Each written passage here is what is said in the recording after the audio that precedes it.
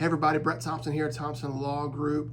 I've had a lot of real estate agents call me and ask me, hey, what's going on with these various lawsuits pertaining to the National Association of Realtors and various nationwide brokerages.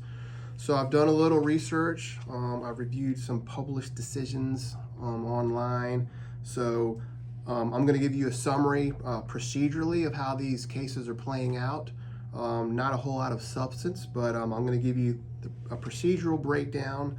I'm not opining one way or another, but I'm just trying to give some insight and some education to our real estate agents in the community in regards to what is the status of these legal ventures. So I'll just start. In 2019, the Department of Justice, so the United States Department of Justice, initiated an inquiry into the NAR, which is the National Association of Realtors. So the Department of Justice Antitrust Division initiated an investigation, and their inquiry was in alleged anti-competitive behavior by the NAR and the various MLS, which is the multi-listing services. So lots of real estate agents will list and market their properties for sale on the MLS, which is the multi-listing service. The Department of Justice was particularly targeting a participation rule and a clear cooperation policy that the NRA had, and they felt that those provisions had certain anti-competitive provisions in them. In regards to those provisions, the Department of Justice said that they prohibited them from doing various activities. So basically, I'm going to summarize. The agents can't hide commissions, offers from the consumers. The agents can't represent that the buyer-broker services are free.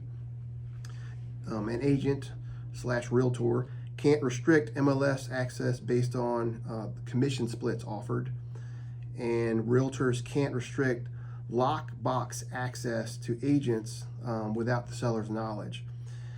So in 2023, January of 2023, the Department of Justice closed their investigation. There was a meeting of the minds, if you will, between the DOJ and the National Association of Realtors, whereby the NAR made certain changes to their policies, rules, and regulations to come into more alignment with what the United States government expected. Later that year, a class action lawsuit was filed in 2019.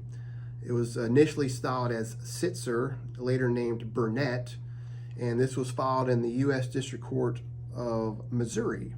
And the named defendants were the NAR, Home Services of America, Inc., BHH Affiliates, LLC, HSF Affiliates, LLC, Keller Williams Realty, Inc., Realogy Holdings Corp., and Remax, LLC. That lawsuit has several allegations. To summarize the allegations, number one, they allege that there was an anti-competitive restraint that inflated residential real estate commissions. There were behaviors that stifled competition among brokers by artificially inflating commission rates, and there was a conspiracy to restrain trade. The lawsuit also set out various objections to training materials that various nationwide brokers had, alleging that the training materials taught the real estate agents to only set commissions at 6%, to never lower those commissions lower than 6%. The allegation was that these rules inflate home prices by encouraging agents to favor promoting homes that offered higher commissions. The case was tried on Halloween of this year, October 31st. Prior to the case being heard by a jury, Anywhere Real Estate reportedly settled for $83 million, and Remax settled the case for a reported $55 million. The case was tried before a jury on Halloween. Well, the verdict came down on Halloween. The case the case took about 2 weeks. But on Halloween, the verdict came down in favor of the plaintiffs and against the National Association of Realtors, Keller Williams, and Home Services of America.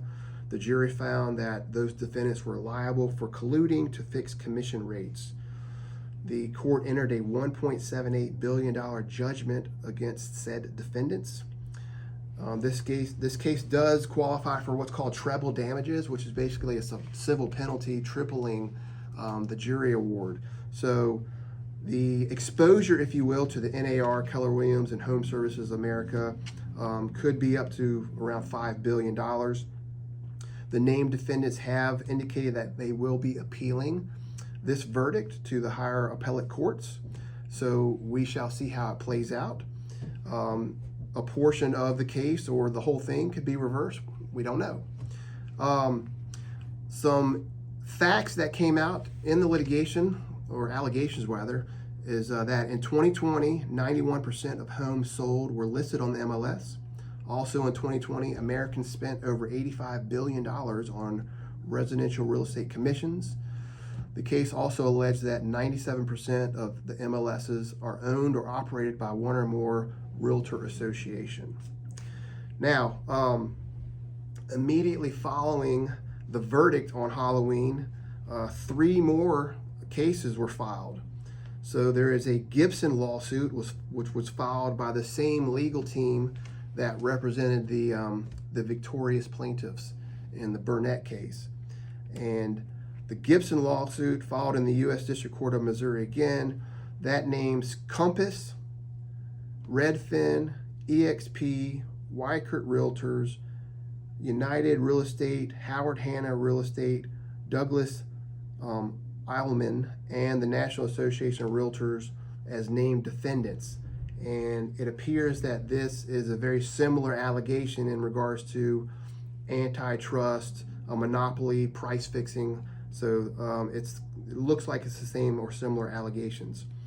Also, there's a case styled Burnett versus the National Association of Realtors and Keller Williams, which was filed in the U.S. District Court in South Carolina.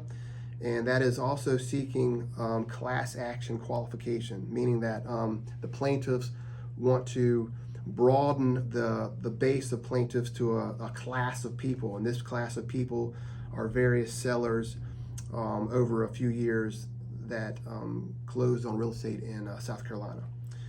Also, another lawsuit, the last name of the plaintiff is March. So March versus the Real Estate Board of New York, plus 26 other real estate companies and real estate brokers throughout New York, the state of New York. That was recently filed in Manhattan.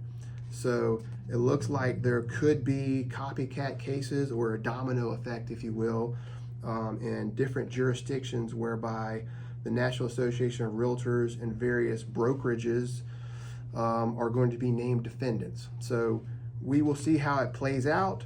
The theme of these lawsuits is anti-competitive behavior, commonly known as a monopoly. And in the past, either the Department of Justice or various plaintiffs have brought these types of cases. If the DOJ brings the case,